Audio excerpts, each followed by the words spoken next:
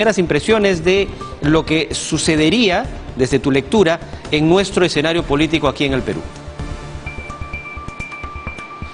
Buenos días, Julio. Muchísimas gracias por la invitación. Creo que la novedad que estamos viendo en estos momentos, política me refiero, tiene obviamente varias lecturas.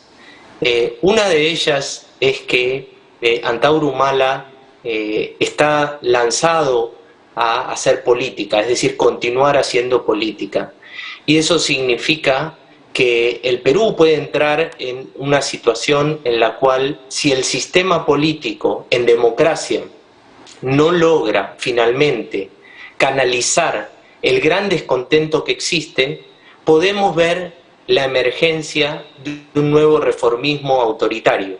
No olvidemos que en el Perú los periodos de reforma, de grandes reformas, no se hacen en democracia porque los jugadores políticos no se logran poner de acuerdo en una agenda mínima.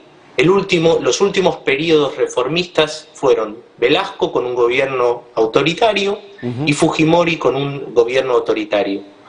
Por lo tanto, la oposición y el gobierno creo que deberían pensar muy seriamente en cómo llegar a consensos mínimos que pueda poner en el centro una agenda que responda a las demandas reales que hay hoy por parte que existen hoy por parte de la ciudadanía, que no son las demandas sobre las cuales se está articulando oficialismo y oposición, y que eso evite la posibilidad de que emerja lo que pareciera ser un intento de reformismo autoritario como ya hemos vivido en el Perú.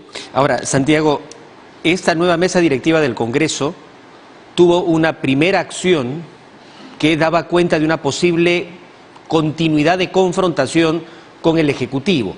El convocar a Aníbal Torres, al presidente del Consejo de Ministros, al Congreso, y que además el presidente del Consejo de Ministros del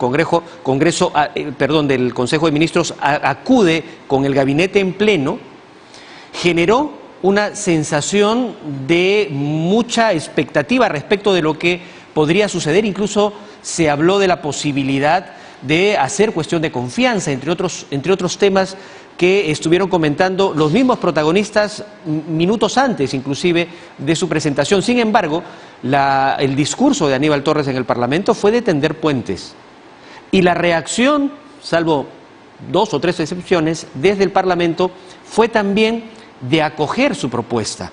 Ahora que sale Antauro Humala con un discurso que critica a la derecha y también al gobierno de Pedro Castillo, el escenario se pone mucho más complejo. ¿Consideras que eso forzaría a que de todas maneras, y de una vez por todas en realidad, y esto es una opinión muy personal, llegáramos a un diálogo inteligente y de darse la mano y trabajar juntos el Congreso y el Ejecutivo por el bien del país? ¿Crees que eso es una posibilidad? ¿O se va a agudizar esta crisis, esta confrontación entre estos dos poderes del Estado? Bueno, si no los logra unir el amor, los debería unir el espanto a lo que puede ser volver a entrar en una etapa de zozobra institucional.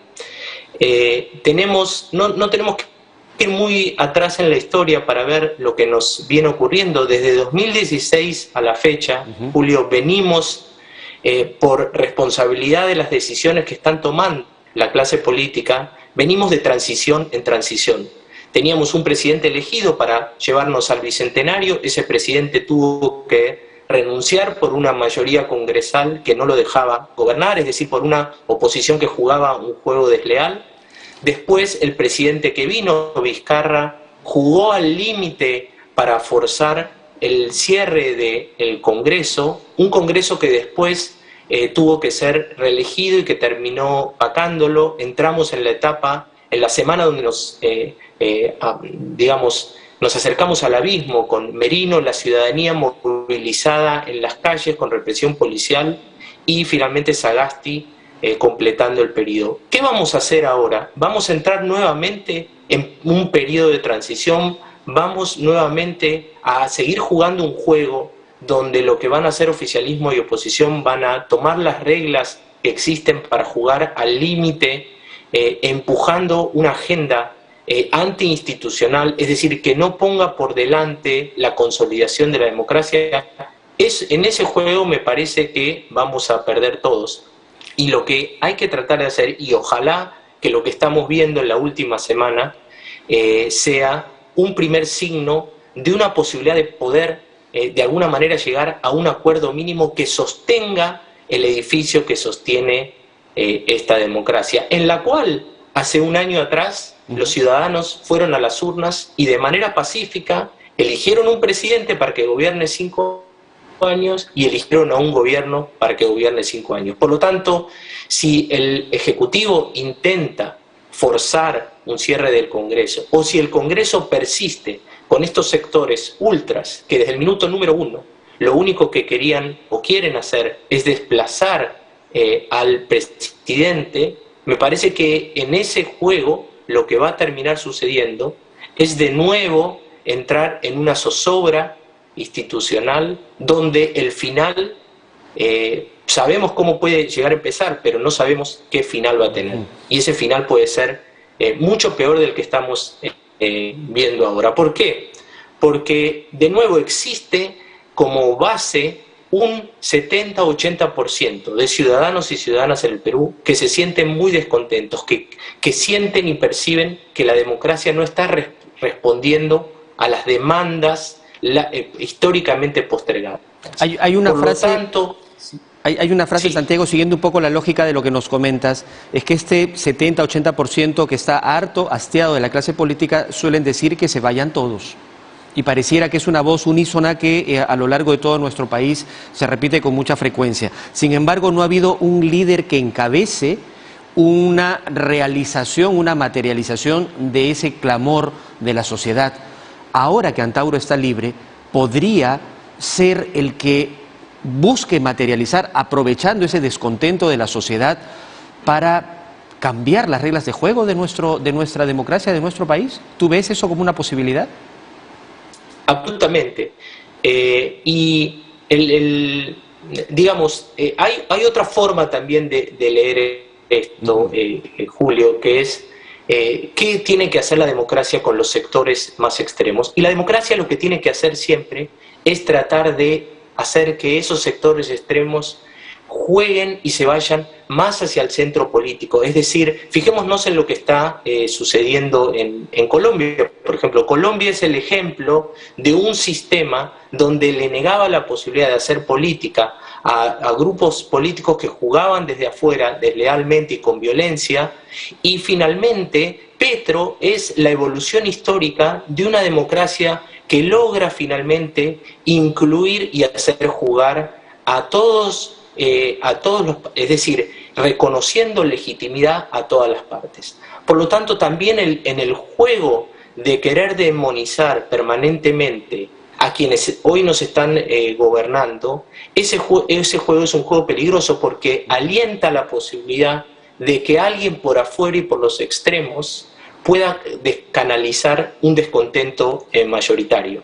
Y si ese descontento mayoritario logra ser canalizado positivamente, es decir, a través de una agenda de respuestas, que podría ser perfectamente el tema del hambre, el gran asunto, digamos, que congregue a la clase política hacia el centro del espectro y que permita ahí construir una agenda de respuesta para que la ciudadanía sienta que la democracia empieza a responder. Eso lo que va a hacer es moderar a todos, incluso a Antauro Humala. Y va a hacer que Antauro Humala, si quiere ser candidato en 2026, va a tener que tener una agenda política distinta a la que estaría proponiendo en caso de que entremos en un nuevo ciclo de zozobra y que la ciudadanía sienta nuevamente un desencanto generalizado acerca de una democracia que no funciona y por lo tanto a lo que tiene que recurrir es una solución autoritaria de alguien que fuera, digamos, del juego del consenso más de centro, le va a ofrecer lo que ahora no está recibiendo. Muy bien, clarísimo entonces, Santiago, tu punto de vista, tu lectura respecto a este escenario político. Te agradezco por esta conversación. Espero pronto tenerte aquí en nuestros estudios para que pudiéramos darnos un poquito más de tiempo también para analizar la situación singular de nuestro país. Gracias por atender nuestro llamado. Por favor, muchas gracias. Muy bien, Santiago Mariani, analista político, ha estado conversando con nosotros. Bien, nosotros continuamos con más información, cambiamos de tema y les contamos, la ministra de Cultura